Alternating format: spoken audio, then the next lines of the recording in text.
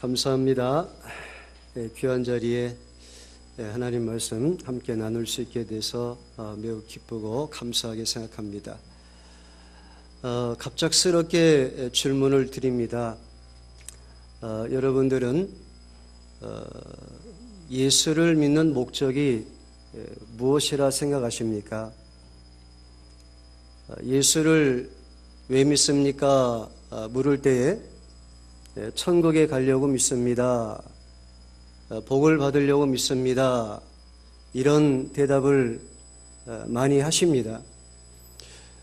엊그제 제가 인천에서 이곳을 오면서 부평역에서 전철을 갈아탔습니다. 오는 길에 보니까 그 부평역에 교회 간판이 써 있는데 그 간판에도 그런 글귀가 적혀져 있었습니다. 예수를 믿는 것은 천국에 가고 복을 받기 위함입니다. 저는 그 글귀를 보면서 상당히 갸우뚱할 수밖에 없었습니다. 왜 그런가 하면 천국을 가는 것 그리고 복을 받는 것, 사실 이것이 어떤 의미에서는 예수를 믿은 구원받은 은혜의 결과로 이미 우리가 누리고 있는 것입니다. 우리 예수님께서 그러셨잖아요. 천국이 여기 있다 저기 있다 하지 말라. 너희 안에 임했다고 말씀하셨거든요. 하나님의 성령이 우리 안에 거하시고 우리와 함께 하실 때에 우리가 천국을 누리면서 살아가는 줄로 믿습니다. 그리고 복이라고 말할 때도 마찬가지입니다. 복이라고 하는 거, 예수 믿고 구원받은 거 그 이상의 복이 있습니까? 세상에 어떤 복이 예수 믿고 우리가 죄사함을 받았으며 거듭난 생명을 받았으며 영원한 하늘의 초소를 상속받을 하나님의 자녀의 권세를 주신 것, 그것보다 더 큰 복이 있겠습니까? 없습니다. 그렇기 때문에 우리는 예수님을 믿음으로 이미 어떤 의미에서 모든 복을 다 받은 사람들인 줄로 믿습니다. 그렇기 때문에 예수를 믿는 목적이 천국이나 복을 받기 위함이다, 이것은 아니고요. 예수를 믿는 목적은 하나님께서 우리를 예수님의 십자가의 피를 흘리시고 대신해서 죽어주심으로 또 부활하심으로 우리에게 죄사함과 새 생명을 주신 그 은혜를 받은 사람으로서 하나님이 우리에게 맡겨주신 사명을 감당하는 것, 그것이 목적인 줄로 믿습니다. 성경에서는 우리가 잘 알고 있는 말씀이지만 고린도전서 10장의 31절 말씀 너무 잘 아시죠? 먹든지 마시든지 무엇을 하든지 하나님의 영광을 위해서 하라 하셨습니다. 데살로니가전서 5장 10절 말씀 기억하시나요? 자든지 깨든지 우리가 예수와 함께 살아야 한다고 말씀하셨습니다. 로마서 14장 7절 8절 말씀 기억하시죠? 사도 바울의 고백입니다. 우리 중에 아무도 자기를 위해서 사는 사람이 없고 아무도 자기를 위해서 죽을 수도 없다고 그랬어요. 우리가 살아도 주를 위해서 살고 죽어도 주를 위해서 죽고 우리가 사나 죽으나 주님의 것이기 때문에 그렇다고 말씀하셨습니다. 그렇습니다. 그것이 우리의 사명이에요. 하나님의 영광을 드러내고 언제나 그분과 함께하고 그리고 우리에게 주신 이 생명, 그분을 위해서 살다가 그분을 위해서 기꺼이 내어드릴 수 있는 이런 일생을 살아가는 것이, 이것이 우리가 예수를 믿는 궁극적인 목적이 되는 것입니다. 조금 더 자세하게 그러나 간단하게 말씀을 드리면 우리가 예수님을 잘 믿을 때에 하나님의 영광이 드러나는 줄로 믿습니다. 더 나아가서 우리가 예수 믿지 않는 다른 사람에게 예수님을 잘 믿도록 전하고 인도하는 것이 하나님의 영광이 드러나는 일인 줄로 믿습니다. 오늘 이 본문의 말씀, 하나님께서 바로 그런 사명을 에스겔 선지자에게 주신 말씀입니다. 에스겔 선지자는 유다 나라 바벨론에 의해서 멸망을 당한 후에 바벨론 나라의 포로로 잡혀온 그런 상황이었습니다. 에스겔 선지자만이 아니라 많은 유다 백성들이 포로로 잡혀와서 바벨론 땅에서 생활하고 있었습니다. 그러나 유다가 멸망하고 바벨론의 포로로 잡혀왔지만 여전히 죄를 깨닫지 못하고 여전히 회개하지 못하고 여전히 하나님 앞에 바른 길로 돌이키지 못하는 그 백성들의 모습을 보시고 하나님께서 선지자 에스겔을 부르셔서 그들을 깨우치라고 명령하시고 사명을 주십니다. 오늘 본문의 말씀에 4절이 바로 그 내용입니다. 4절의 말씀 보니까 그가 또 내게 이르시되 인자야 이스라엘 족속에게 가서 내 말로 그들에게 고하라. 예, 하나님의 주시는 말씀을 받아서 그 말씀을 가지고 이스라엘 백성들에게 전하는 것, 이것이 전도고 이것이 선교라고도 말씀드릴 수 있습니다. 우리가 하나님 말씀을 통해서 예수님을 알게 됐잖아요. 우리가 하나님 말씀을 통해서 예수님을 더 깊이 깨닫고 있고 그 말씀을 통해서 은혜를 받고 있잖아요. 하나님께서 우리에게 주신 거예요. 내가 만들어내는 거 아닙니다. 내가 지어내는 거 아닙니다. 하나님께서 나에게 주신 그 구원의 은혜, 내가 받은 그 진리의 말씀, 이것을 가지고 아직 알지 못하고 깨닫지 못하는 백성들에게 전하는 겁니다. 근데 이 일이 어떠한 일인가? 하나님이 에스겔 선지자에게 예방주사를 놓아주십니다. 5절 말씀부터 7절 말씀의 내용인데요. 5절부터 7절까지 읽겠습니다. 너를 방언이 다르거나 말이 어려운 백성에게 보내는 것이 아니요 이스라엘 족속에게 보내는 것이라. 너를 방언이 다르거나 말이 어려워 네가 알아듣지 못할 열국에 보내는 것이 아니니라. 내가 너를 그들에게 보내었더면 그들은 정녕 네 말을 들었으리라. 그러나 이스라엘 족속은 이마가 굳고 마음이 강팍하여 네 말을 듣고자 아니하리니 이는 내 말을 듣고자 아니함이니라. 이게 무슨 말씀이죠?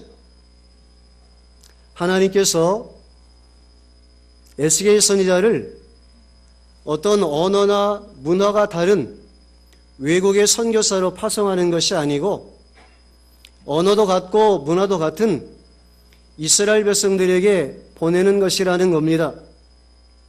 가서 하나님의 말씀을 전하라는 건데요. 이런 면만 보면 쉬울 것 같아요. 그런데 그게 쉬운 일이 아닙니다. 매우 어려운 일입니다. 왜 어려운 일이냐? 그 다음에 6절 이하의 7절 말씀에 그렇게 설명하고 있습니다. 그들이 말은 통하는데 마음이 안 통한다는 거예요. 그런 관계가 있죠? 말은 통하는데 사람이 마음이 안 통해요. 반대로 말은 안 통하는데 마음은 또 통할 수가 있습니다. 중요한 건 뭐냐면 말보다 마음이 통하는 것이지요. 근데 이스라엘 백성들에게 에스겔 선지자는 하나님 말씀을 받고 그 영혼들이 돌이키기를 원해서 그 영혼을 사랑하는 뜨거운 마음을 가지고 그들이 하나님 앞에 바로 서서 축복의 길을 걸어가기를 원해서 말씀을 전하는데 그들이 귀로는 같은 언어니까 알아듣지요. 그런데 그들의 마음은 하나님 말씀을 알아들을 만한 마음의 상태가 안 된다는 것입니다. 마태복음 13장에 밭의 비유가 있지 않습니까? 그게 밭을 이야기하는 말씀입니까? 길가밭, 가시밭, 돌짝밭, 옥토밭, 예수님께서 비유로 말씀하신 것인데 밭을 이야기하는 것이 아니죠. 사람의 마음 상태를 가르쳐 주시는 말씀입니다. 이스라엘 백성들의 마음이 어떠하다고요? 7절에 이스라엘 족속은 이마가 굳고 마음이 강팍하여 네 말을 듣고자 아니하리니. 근데 에스겔 선지자의 말을 듣지 않는 것이 뭐라고요? 이는 내 말을 듣고자 아니함이니라. 하나님 말씀을 듣지 않는 거다. 하나님 말씀을 거부하는 것이다. 하나님께서 이렇게 가르쳐 주시고 있습니다. 복음 전도가 말로 이렇게 전하는 것은 수월해 보입니다. 그러나 한 영혼이 진짜 예수 믿고 구원받아서 새 사람 되는 그 일은 그렇게 수월치 않습니다. 어떤 면에서 매우 어려운 일입니다. 그리고 더 확실히 말씀을 드리면 그것은 사람으로서는 불가능한 일입니다. 하나님의 성령께서 해주셔야 가능한 일입니다. 일본 땅에 간 지가 27년이 지났습니다. 일본에 갈 때에 주변에서 이구동성으로 이야기를 했습니다. 일본은 선교사들의 무덤이다. 일본은 선교를 장례치른 나라다. 선교 역사가 한국보다 2배가 길지만 1%의 크리스찬도 없는 나라다. 우상이 800만이 넘게 득실득실거리는 나라다. 이런 이야기를 들었습니다. 그래서 일본 선교 정말 어려운 것을 가기 전부터 알고 갔습니다. 가서 선교해 보니까 실제로 어려웠습니다. 하면 할수록 어려움이 더 커지는 것을 느꼈습니다. 그래도 하나님께서 은혜를 주셔서 오늘날까지 감당하고 있습니다. 그런데 제가 수년 전부터 들은 얘기가 뭔지 아십니까? 이제는요, 한국도 일본 못지않게 어렵대요. 한국도요, 선교지래요. 개척교회가 100개가 생기면 생존하는 교회가 한두 개 될까 말까 그런 상황이래요. 외국 땅에서 조국의 현실 이야기를 들으면서 참 마음이 아팠습니다. 어떤 면에서는 이제 일본에서 사람을 키워서 한국으로 선교사를 보내야 될 상황이 머지않아 올지도 모르겠습니다. 그런데 하나님께서 에스겔 선지자에게 미리 예방주사를 놓아주신 것처럼 오늘날 우리에게도 하나님께서 성경 말씀을 통해서 미리 예방주사를 놓아주셨어요. 디모데후서 3장 1절 이하에 보면 때가 이름에 말세의 사람들이 고통하는 때가 올 것이라고 가르쳐 주셨습니다. 오늘날 우리가 이 현실 세계 징조들을 보면은 우리 예수님께서 재림하실 날이 그렇게 오래 남지 않았다 하는 사실을 느낄 수가 있습니다. 사람들이 왜 고통을 당한다고요? 자기를 사랑하고 돈을 사랑하고 쾌락을 사랑하는 이런 잘못된 사랑에 빠져 있어요. 그래서 자기 사랑, 돈 사랑, 쾌락 사랑과 관련된 이야기에만 관심을 두고 귀가 솔깃해요. 하나님 사랑, 이웃 사랑, 이것에 대해서는 별로 관심을 두지 않습니다.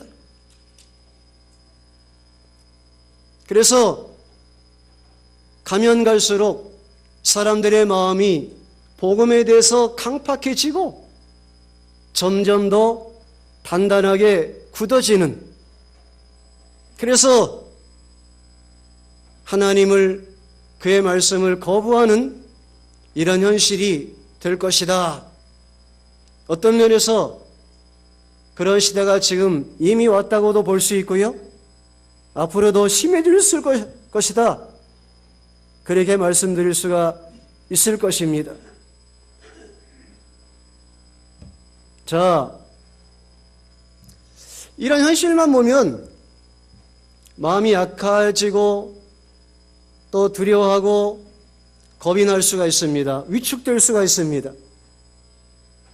에스겔 선지자에게 하나님께서 가라 하셔놓고 말씀을 전하라 하셔놓고 그런데 그들이 마음이 강팍해서 듣지 않을 것이라고 말씀하시면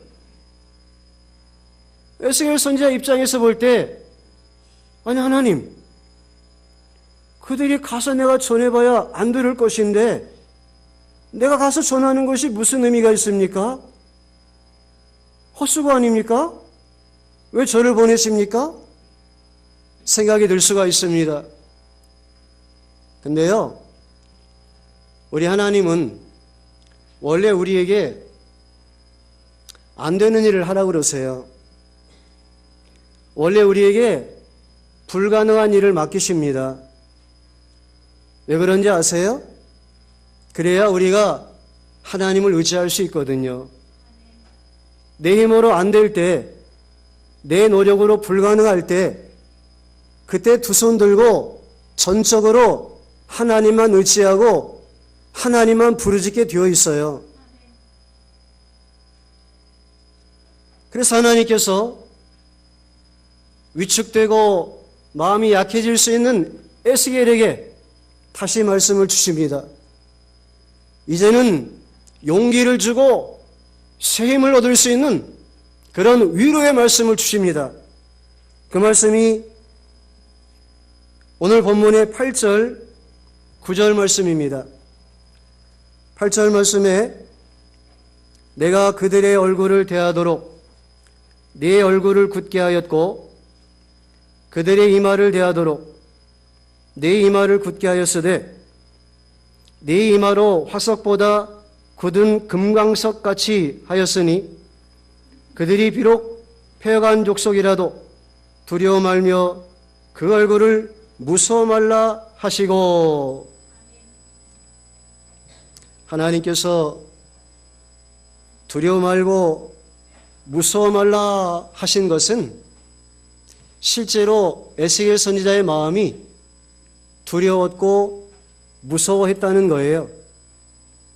그러니까 하나님께서 그러지 말라고 말씀하시는 거지, 두려워하지 않고 무서워하지 않고 있으면 이런 위로의 말씀을 주실 필요가 없지요. 우리들도 다 인간적인 연약함이 있습니다. 그래서 두려워하고 무서워할 때가 많습니다. 근데요, 이 8절과 9절 말씀이 무슨 뜻인지 제가 알기 쉽게 말씀을 드릴게요. 에스겔 선지자가 하나님 말씀을 전하러 가는 그 상대인 이스라엘 백성들이 마음이 아주 굳어져 있어요. 그래서 그들이 아주 지금 성질이 사나워져 있어요. 에스겔 선지자를 대항하고 핍박할 수 있어요. 근데 하나님이 두려워하는 에스겔 선지자에게 이렇게 말씀하시는 거예요. 제가 본문을 쉽게 다시 말씀을 드리면, 그들이 굉장히 세다. 근데 내가 너를 내 능력으로 더 세게 만들어 줄게. 그들이 굉장히 강하다. 근데 내가 내 힘으로 그들보다 더 너를 강하게 만들어 줄게. 그들이 돌처럼 단단하다. 그런데 나는 너를 다이아몬드처럼 단단하게 만들어 줄게. 하나님의 능력으로 에스겔 선지자를 하나님이 그렇게 해주시는 거예요. 현대인의 성경이라고 하는 성경에 보니까 뭐라고 되어 있는가 하면 강심장을 만들어 주시겠대요. 강심장. 그렇게 하셔서 하나님께서 친히 에스겔 선지자를 사용해 주신다는 겁니다. 우리가 요나서를 보면 요나에게 니느웨 가라 말씀하셨는데 안 갔지요, 처음에. 아무 일도 일어나지 않았지요? 물고기 뱃속 한번 하나님이 경험케 하시고 다시 가라 했을 때 순종해서 가니까 니느웨 성, 큰 성읍이라 사흘 길을 가서 위쳐야 돼요. 그런데 하나님이 요나에게 능력을 주셨더니 하루 길만 위쳤어요. 3분의 1만 다니면서 위쳤는데 사흘 길 갈 걸 하루 길밖에 안 갔는데도 니느웨 성의 왕으로부터 모든 백성들이 하나님 앞에 철저하게 마음을 찢고 회개하고 돌이켜서 사함을 입는 놀라운 역사가 나타났습니다. 하나님께서 하시면 됩니다. 사람으로는 할 수 없어요. 그러나 우리 하나님은 다 하실 수 있습니다. 그런 하나님을 믿고 더 나가서 어떻게 되느냐? 더 나가서 본문의 말씀 10절, 11절입니다. 또 내게 이르시되 인자야 내가 네게 이를 모든 말을 너는 마음으로 받으며 귀로 듣고 사로잡힌 내 민족에게로 가서 그들이 듣든지 아니 듣든지 그들에게 고하여 이르기를 주 여호와의 말씀이 이러하시다 하라 하시더라. 네, 이제는 듣든지 아니 듣든지 상관없다는 거예요. 너는 가서 내 말만 전하면 된다는 거예요. 예, 이 확신을 가지고 가서 사명을 감당하라는 겁니다. 우리가요, 복음 전하다 보면 복음 전도가 잘 안 되고 거절당하고 어떨 땐 욕을 먹고 그런 일이 있습니다. 저도 일본에서 노방전도 하다가 별의별 일을 참 다 당했습니다. 교회 자동차 빵꾸도 내놓고 예배당 앞에 똥을 갖다가 산더미처럼 쌓아놓기도 하고 나중에 간판을 떼가기도 하고 전도하던 우리 교회 여자 집사님은 얻어맞기도 하고 경찰에 신고가 들어가서 경찰이 출동도 하기도 하고 죽여버리겠다고 협박 전화도 받기도 하고 참 별의별 일을 많이 겪었습니다. 그럴 때 위축되고 오히려 자기 자신을 합리화시키는 경향이 생길 수가 있어요. 했다 했는데 안 된다. 했다 했는데 저들이 안 받는다. 그러니 해봐야 소용없다. 이런 식이 될 수가 있거든요. 상대적이라는 거예요. 내가 했는데 상대가 저런 식의 반응을 보이니 무슨 의미가 있겠느냐. 그러나 오늘 이 말씀은 상대적이지 않습니다. 절대적입니다. 그들이 듣든지 아니 듣든지 상관없다는 거예요. 너는 가서 전하라는 거예요. 이 3장 말씀에 이어서 계속 보면은 16절 이하에도 그런 내용의 말씀이 있죠. 내가 너를 파수꾼으로 세웠다. 네가 전했는데 그들이 안 들으면 그들이 망하고 그들이 핏값을 지불한다. 근데 네가 만약 전하지 않아서 그들이 믿지 않고 망했으면 그들에 대한 핏값은 네가 책임져야 된다. 매달 오는 청구서 괴롭잖아요. 왜 이렇게 청구서가 자주 오는지 몰라요. 하나님이 거기다가 핏값 청구서까지 우리한테 보내시면 그 얼마나 곤란한 일입니까? 그래서 우리는 상대하고 관계 없습니다. 하나님과 나와의 관계 속에서 하나님께서 나에게 주신 이 절대적인 명령만 순종해서 듣든지 안 듣든지 복음 전도, 복음 선교의 책임을 감당해야 될 줄로 믿습니다. 우리가 왜 복음을 전해야 되느냐? 하나님이 복음을 전하는 일을 우리에게 맡겨주신 이유, 우리 예수님께서 먼저 이 지상의 최초의 선교사로 오셨고요.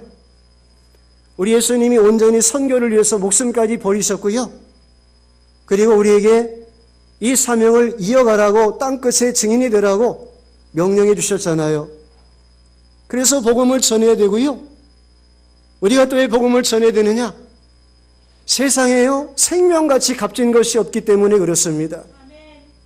한 생명이 천하보다 귀하다고 마태복음 16장에 말씀하셨는데 여러분들 같으시면 어떠시겠습니까? 온 천하를 다 줄 거니까 네 생명 내놓으라 그러면 천하를 받으시고 생명을 내놓으시겠습니까? 온 천하보다 한 생명이 더 큽니다. 그러므로 생명 하나 건져내는 이 복음전도 선교사에게 우리가 쓰임받을 수 있다라고 하면 이것처럼 하나님 앞에 영광 되어지는 일이 없고 이것처럼 보람된 일이 없습니다. 그래서 우리가 이 일을 감당하면 그에 따른 축복을 누리게 돼 있어요. 그에 따른 축복이 뭐가 있느냐? 첫 번째는 우리 안에 영혼 구원의 이 열매가 맺히는 기쁨을 맛볼 수 있습니다. 예, 오늘 성시 낭독이 되셨죠? 눈물 흘리며 씨를 뿌리는 자는 기쁨으로 단을 거둘 것이라고 우리가 고백하지 않았습니까? 이 복음 전도 선교를 위해서 씨를 뿌려야 돼요. 그리고 그 열매가 맺힐 때에 기쁨으로 충만하게 될 줄로 믿습니다. 세상에 그런 기쁨 이상의 기쁨이 어디 있습니까? 전 목사가 돼가지고요 그런 기쁨을 보는 것이 너무너무 행복해요. 그래서는 조금 믿음 있고 하나님 앞에 헌신할 마음 있는 사람 있으면 막 목사라고 좀 적극적으로 권합니다. 누가복음 15장 보십시오. 잃어버린 양에 대한 비유, 잃어버린 드라크마에 대한 비유, 잃어버린 아들에 대한 비유. 그것이 결과적으로 무엇을 말하죠? 기쁨입니다. 기쁨. 하나님의 기쁨. 그 기쁨이 오늘 우리들에게도 충만하게 경험되어지기를 주의 이름으로 축복합니다. 그게 내용이 살아나는 과정이고요. 오늘 이 뒤에 이 횡단막 제가 볼 때는 갈릴리 호수 같습니다. 갈릴리 호수 얼마나 푸르고 아름답습니까? 얼마나 저기에 많은 생명들이 번식하고 생명이 그렇게 왕성하게 살아나는 역사가 있습니다. 왜 그렇죠? 헐몬산에서 받은 물을 요단강을 통해서 계속 흘려보내요. 계속 흘려보내요. 우리가 복음 전도할 때 하나님께서 우리의 필요를 채워주시는 축복을 경험합니다.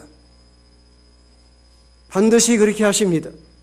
마태복음 6장의 33절에 말씀하셨잖아요. 하나님 나라 그의 일을 구하면 모든 것을 더하실 것이라고 약속하셨어요. 반대로 말씀하지 마세요. 하나님 저 돈도 필요해요. 건강도 필요해요. 하나님 저 시간도 필요해요. 재능도 필요해요. 그거 주세요. 그거 주시면 하나님의 나라 하나님의 의를 위해서 일을 할게요. 그런 분 계시는데 순서 잘못됐어요. 고치십시오. 먼저 그의 나라와 그의 의를 구하십시오. 그리하면 모든 것을 더하실 줄로 믿습니다. 하나님의 말씀은 신실해요. 우리가 복음을 위해서 하나님 앞에 쓰임받겠다고 하는데 하나님이 필요한 거 안 주시겠어요? 다 주십니다. 세 번째는 어떤 복을 주시느냐? 예, 우리 잘 아는 다니엘서 12장 3절에 있죠? 많은 사람을 옳은 대로 인도한 자가 하늘의 별과 같이 빛날 것이라고 말씀하셨습니다. 하늘의 영광이 있는 줄로 믿습니다. 천국의 상급이 있는 줄로 믿습니다. 하늘에서 별과 같이 빛나는 영광의 자리에 인도될 줄로 믿습니다. 사도 바울이 그렇게 고백하지 않았습니까? 그의 말년에 순교 직전에 디모데후서 4장의 그의 고백을 보면 내가 선한 싸움을 싸우고 달려갈 길을 다 달리고 믿음을 지켰으니, 그게 뭡니까? 그의 사명 감당한 거예요. 그의 사명이 뭡니까? 복음 전도예요. 그 사명 다 감당했을 때에 이제 후로는 그 다음에 고백이 나옵니다. 주 곧 의로우신 재편장이 하늘에서 내게 의의 면류관을 주실 것이라는 확신의 고백을 하잖아요. 여러분, 이 세상으로 끝나는 게 아니에요. 이제 후로는 있습니다. 이제 후로는 죽음 뒤의 세계가 있어요. 하나님이 우리를 위해서 예비하신 영원한 초소가 있는 줄로 믿습니다.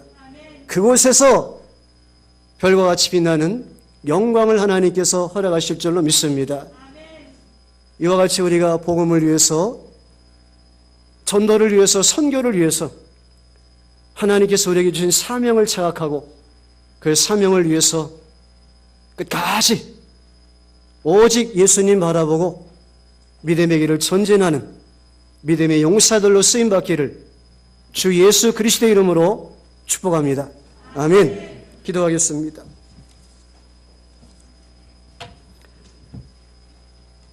하나님 감사합니다. 오늘 가락동부교회 귀한 주님의 제단 위에 불러주시고 주의 말씀 함께 나눌 수 있게 은혜 주심을 감사합니다. 에스겔 선지자에게 가서 하나님의 복음 전도 사명을 감당하도록 명하셨는데 오늘 우리에게도 동일한 사명 주신 줄로 믿습니다. 이 사명 잘 감당하여서 주여 우리에게 주시는 우리 안에 충만한 기쁨, 우리의 필요를 채우시는 하나님의 공급하시는 손길, 하늘의 영원한 의의 면류관의 상급을 누릴 수 있는 믿음의 사람들 되게 하여 주옵소서. 예수님 이름으로 기도드립니다. 아멘.